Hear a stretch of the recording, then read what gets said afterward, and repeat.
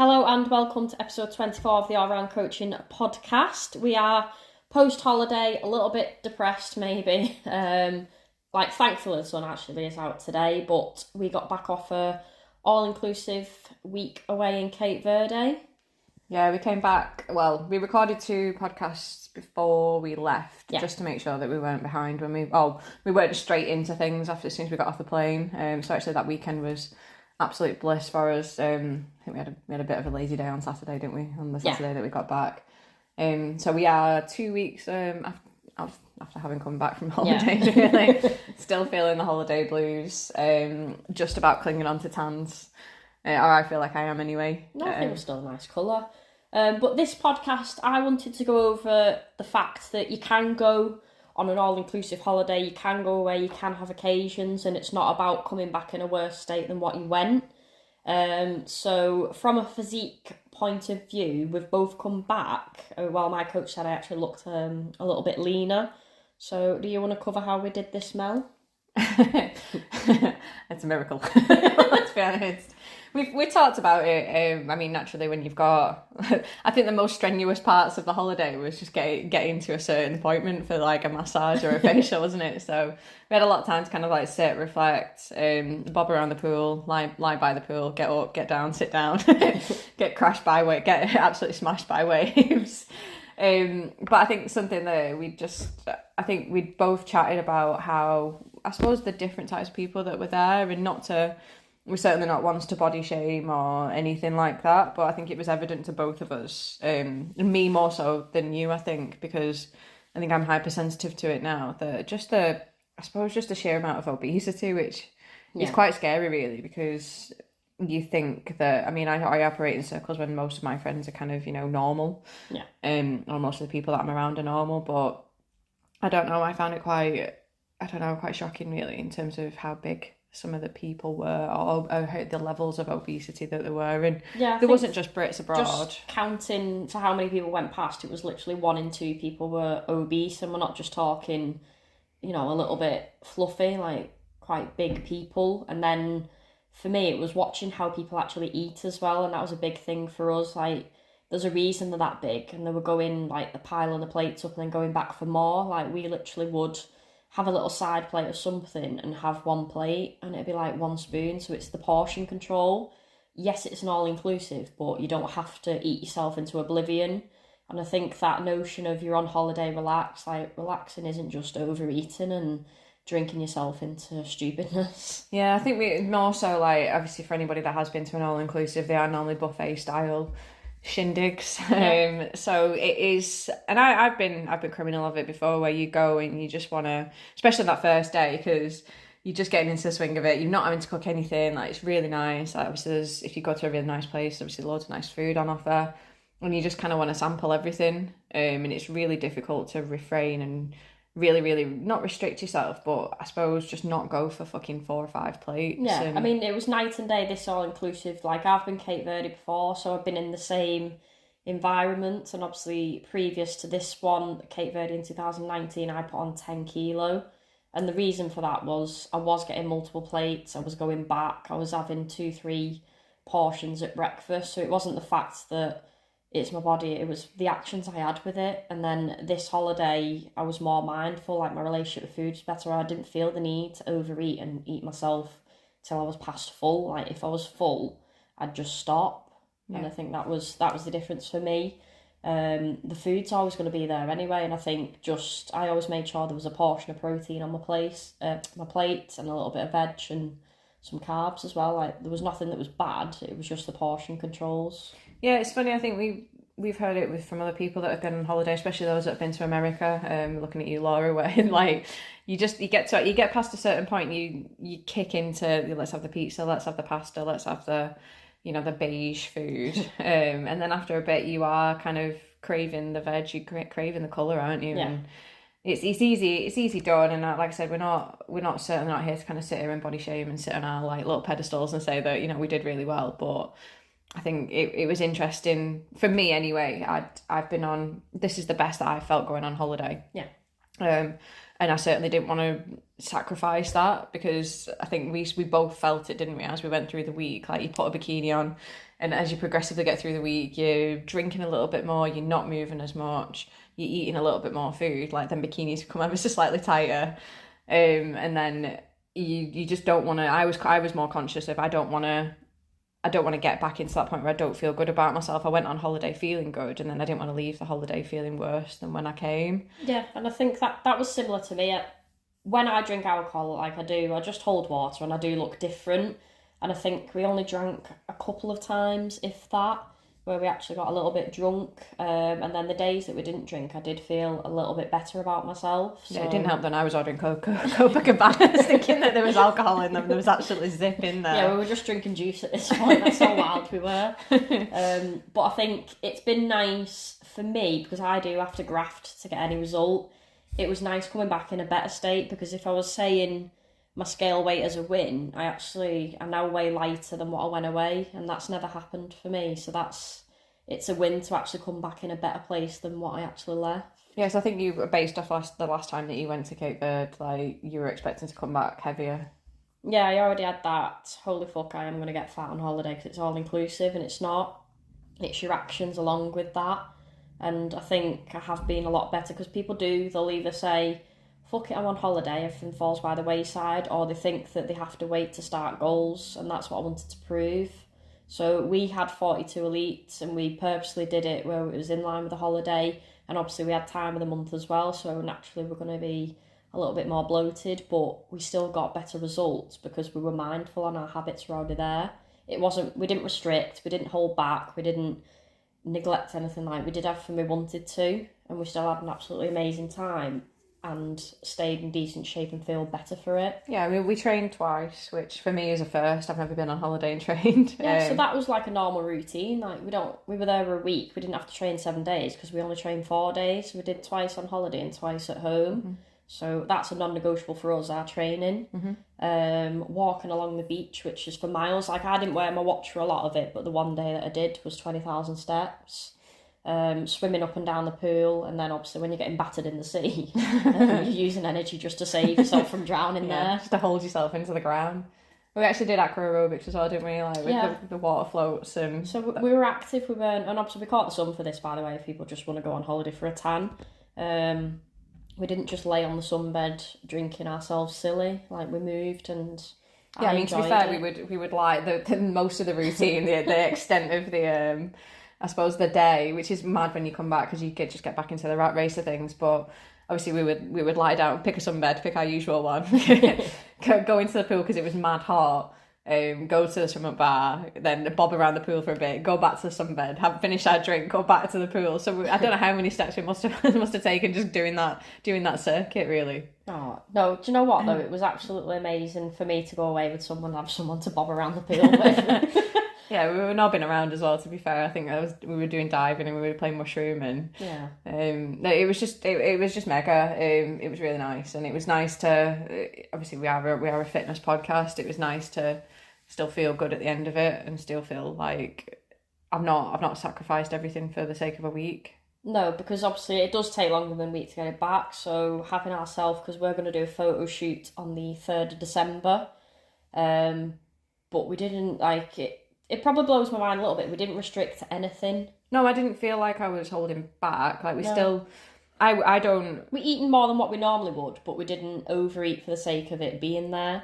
No, it was... I think we were just mindful. So, like, breakfast, we would have, like there was lots of eggs on offer, wasn't there? And yeah, we'd always have, like, eggs, a little bit of bacon, sometimes sausage, but it was a balanced breakfast, and then the odd time we'd have a pan au chocolat, so a little pastry. Yeah, don't get me wrong, like there was pancakes and stuff on offer, which we still had. Because I think there was, not to food shame, but there was a person that had walked past and they had the churros, the pancakes, the waffles, the pan au chocolates, like everything was piled up on the plate, and that's easy 3,000 calories, if not more. They've already probably more than their intake in one meal, and that's how you get into that cycle where you start to gain body fat because you're eating more than what you need, and you're already moving less because you're associating a holiday with not moving at all and relaxing. Yeah. And obviously relaxation comes in different forms. It isn't just lying there and not moving.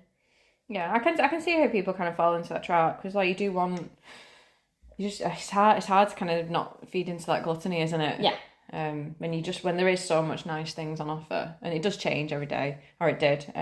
It highlighted not a business venture for me, but the fact that people do need help with the health, and that's when we thought of, like, we've got the app access at the minute, but people having more of a premium app access where they get help with the training and nutrition, because I think that's people's biggest struggle. And I think seeing so many unhealthy people, I thought not everyone can afford the full coaching package. So if you can help people in that way, and then obviously we've come up with that, haven't we, to be able to help people a little bit more. Yeah, I mean, like I said, it gives you time to reflect when you leave the rat race for a little bit. And I mean, naturally we spoke about how we can it's just helping people, isn't it? I think the more I speak to you, the more passion I see from you, and how you do genuinely just want to see everyone healthier. And obviously you've been through obviously things that have built you to this person that you are today, from like maybe your dad, and obviously some of those aspects, that I think there's a genuine purpose and a genuine passion there to want to see people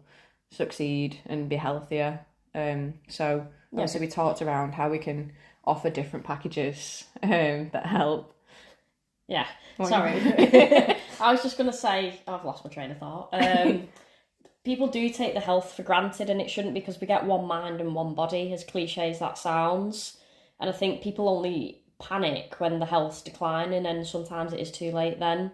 Obviously I touched on it on Instagram with alcohol being a carcinogenic, which causes cancer, and that's not to say I'll never drink again, but the more that you drink, you are more prone to it. And it highlighted to me, because I was like, how are 1 in 2 people got cancer now? And it's that 1 in 2 people drink more and more frequently because it's more socially acceptable. So linking back to that, and obviously it's the same with foods, like what people are eating has changed, because obesity is the worst it's ever been. And within the next 5 years, it's more than half the population now anyway, is obese. So for me, it is finding ways to actually help people, because you do get one life, and it depends if you want a long, healthy, happy life, or if you want that suffering when you're older, and I absolutely do not. No, I'm certainly not carting you around a fucking mental institute or... Why am I in a mental institute? Reasons. No, but it was funny because we ended up going quad biking one day, didn't we? And we had a really, really good day. We got stuck behind an absolute fanny on the way there. Yeah.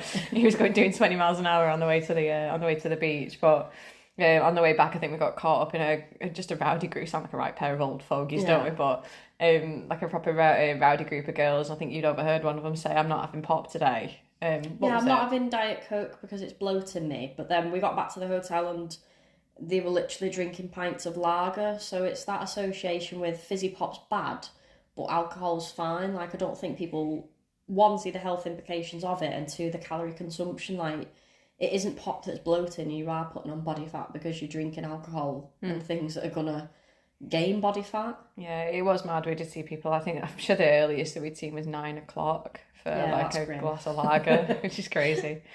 Not for me. But yeah, it was. I think we just chatted around how we wanted to, or you wanted to, help people that are at different levels, and can appreciate that at the moment it's a cost effective thing, isn't it? So it's letting people come in at different points on the ladder and how you can help them. Yeah, because I've got things now that are available from $14.99, and it's not to take away from my service. If you do want more of my knowledge and my support, then obviously you pay for that, because I value what I do, and I've paid a lot to invest and continue to invest in myself. Yeah. So at that same time, I can still pass that on in, obviously, I don't like saying a cheaper option, but a more affordable option for people. So like the app access is $14.99. That gives someone a little bit of structure. If they want something more tailored, they've got the $24.99 app access, where they'll get the training and the nutrition. And that can be as simple as someone getting into training, having a natural plan, getting them moving, and teaching them about nutrition along the way as well. Yeah, because before that, I was looking at Instagram, like glute workouts and Pinterest, like here's how you do your ab work, and obviously I hadn't chosen to actually do like more of a hybrid coaching role with you. And I learned that it's more than just those things that help you get into that structure. So actually just having a plan in place to go into. It's your habit and behaviours. This is why I don't advocate the wild diet plans that are coming out, and you'll see it more with Christmas. You've got your one-to-one, you've got people eliminating carbs completely, you've got them eliminating fats, you've got them replacing meals, and it isn't sustainable. Like, I'll drone this home to people. If you can't sustain it for the rest of your life, then you're never going to maintain that goal or that physique that you want, or your health, because it isn't sustainable to remove food groups or go through the suffering of super low restrictive calories. Yeah, you might as well just burn your money, because you'll just get back onto the hamster wheel again at some point. Yeah, if you're constantly on and off a diet, then it isn't the diet for you. The diet for you is a healthy, balanced nutrition approach, rather than cutting everything out and going on and off a diet. Like, I hate these quote unquote quick fixes, because it actually takes longer. Yeah, well, it's just living, isn't it? And I think it just goes to show, from my experience anyway, like, going on holiday, I didn't feel like I was on a diet. No. I felt like I was just living, and I didn't need to log my foods because I was conscious of what I was eating. Yes, I was probably eating more calories than what I would normally at home, but I don't think I smashed the shit out of it. Like, I was aware of what I was doing. I was mindfully eating. There was a day where we'd gone to an a la carte though and absolutely felt stuffed as fuck. Yeah, I mean, that probably highlighted that we weren't actually eating that much, because the a la carte was 4 courses, which was your appetizer, your starter, your main, and your dessert. And obviously there was a food actually left on each plate of that I'd done, because I felt myself getting full, and it felt uncomfortable getting past that full stage. And I used to eat like that, and I don't know how I did it. And I think back now, so, and obviously that's how I did gain body fat at 5'2". I don't get away with eating a lot of food, so yeah, like, it just didn't feel like a diet though. It felt like I was just living. I was just on holiday. Yeah. Like, I could that's how it should be. And there was points when, like, I think we had a couple of days where we didn't really drink, because I wouldn't drink like that at home. Yeah, I wouldn't cane it for 7 days. Like, I'd feel absolutely horrific, because obviously it does affect me mentally. It stays in your system anyway, but it affects me for days going forward, and I didn't want to wake up and feel depressed on holiday. No. So I think the times that we did drink, it was just like at a party and then bobbing around the pool. Yeah, there was a white pie, wasn't there? Because it was just that busy. We were going to the bar, and it was an all-inclusive bar, and you would just have 2 drinks at a time. And But I had a good time for that. Like, I don't regret drinking. Like I said, I will drink. It's just that I probably don't drink as much as other people. And I think I was asked, am I going teetotal, just because I'm not drinking a lot? But if I was absolutely caning it, nobody would bat an eye that I was absolutely smashing alcohol. It's the fact, when you stop drinking as much, people see it as a little bit alien. Yeah, it's funny that. So, but it was a really, really nice holiday. Like, almost makes you not want to come back, which is a good sign. Yeah. We just wanted to, obviously we'll wrap this podcast up, we wanted to show that you can go away, you can still quote unquote stay in shape, you can still lead a healthy lifestyle, and you're not about restricting. Like, it isn't about undoing everything that you've probably, because I know a lot of people work hard for 6 to 8 months to have that holiday body, and they lose it in 2 weeks because they don't know how, and then they don't get back onto it. Like, yeah. And then it slips by the wayside, and 3-4 months has passed, and they're back to where they started 6 to 8 months ago. Because I've done it. Like, I've been in that same position. I've done it myself, but I think 4 years on, that's how long it's probably taken me to improve my relationship with food. Yeah. And eating a little bit more mindfully. So if you take anything away from today, work on your habits and your behaviours, and be more mindful in what you're doing, not just doing something for the sake of it, or overeating or having it just because it is there. So yeah, it's very easy to press that fuck it button, but to what detriment? I'm proud of us for what we've done, what we've achieved, and what we continue to do as well. Yeah, no, I think from talking from my perspective, I felt pretty sexy on holiday, which was always quite nice. So, like, it was worth the training, it was worth the mindfully eating, it was worth not absolutely fucking blowing it out of the water. Like, and I've come back and I still feel good. Like, whereas in the past I've come away from a holiday feeling like absolute garbage. I've been the same, and I think it goes to show that your environment and your support and who you're with is a big advocate in your success as well. And obviously, not to say you've been on holiday with your coach / girlfriend / partner, but like I said to you, like, don't hold back on my account. And I just think we balanced each other out and complemented what each other do anyway. Yeah, it does help. It does help when you've got someone else there that's in a similar mindset, and I appreciate that not everyone's got that. Yeah. So yeah, it's just depending on what your goals are, knowing what your goals are and what you're aiming for. Yeah, like I'll always say, you're an individual person, but it'd be nice if obviously you had that support. You just won't always get it, so it's knowing when to support yourself and when to focus on yourself as well. Yeah. So yes, we will leave that there. We will be back obviously next week. Every Monday this is out unless there's a glitch. I think you've only missed one, and it was so annoying because we'd literally like lined it up. And, we did. We scheduled them all, but obviously the podcast dates are a little bit weird. So we will be back next Monday, and obviously every Monday there will be a new podcast out. We are planning on getting a few more people involved, some more of your clients. One in particular, I think we've mentioned her on the podcast before. She doesn't know she's coming on. Yeah, so Pauline will be on one of our podcasts, and probably for that one we're going to talk about your longevity, health and life, and obviously her versus some of her friends. So I think that's going to be an interesting one to do. Yeah, so I think for us, like, we're in our 30s, so it's hard for me anyway to see what I'm going to look like in 20 years' time, but... You know, Pauline's obviously there at the moment, and she's seeing a lot of her friends and her life kind of changing. Maybe obviously she's making mad moves, and we're so proud of her. But it's probably some people have not really looked at the focus on the health up until maybe now. Yeah, they just think of it as an aesthetic point of view, and it isn't. It's your health overall. So tune in next week for that one. Yeah, I think Pauline's will be a really important one for most people. Absolutely, especially focus on longevity, and if for obviously more mature client base as well. Yeah, just focusing on longer life. But yeah, we will wrap it up there, and I'm actually going to end it there for you. So, right, we'll see you next week, guys. Obviously, any info that you do need, you can visit the website or drop me a message.